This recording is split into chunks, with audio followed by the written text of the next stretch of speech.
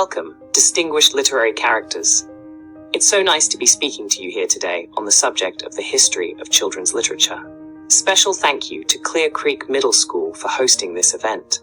Children's literature is typically defined as stories, books, magazines, and poems that are written specifically for children. Merriam-Webster's dictionary defines a child as a young person, especially between infancy and puberty, and a person not yet of the age of majority. So basically, if you are a young human, children's literature is what you read. For the purposes of this speech, I want to be clear that I am going to discuss the history of children's literature in Europe and the United States. To be clear, cultures all over the world had their own development of storytelling. There are a lot of similarities from place to place, but not everything was exactly the same. Originally, stories were just for everybody, and things like fairy tales were told to adults and children alike. They didn't write them down because most people didn't know how. Some of you might have heard of folk tales or folklore, and this is basically what it was. In those days, most of the stories, songs, and poems that were told to children were designed to both educate and entertain. They were a big part of how children learned to be a part of their culture and their society.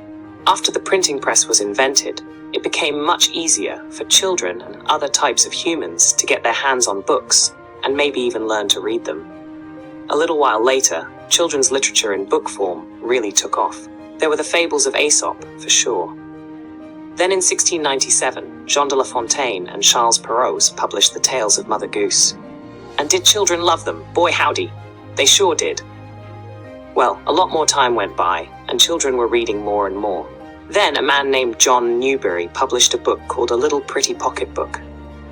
It was pretty good, probably because Mr. Newbery knew that children learn best by playing and having fun, not by being punished for not liking boring things like sitting still and memorizing facts and figures. Mr. Newbery published a lot of books, and eventually even the boring old fuddy-duddies had to recognize him as the father of children's literature.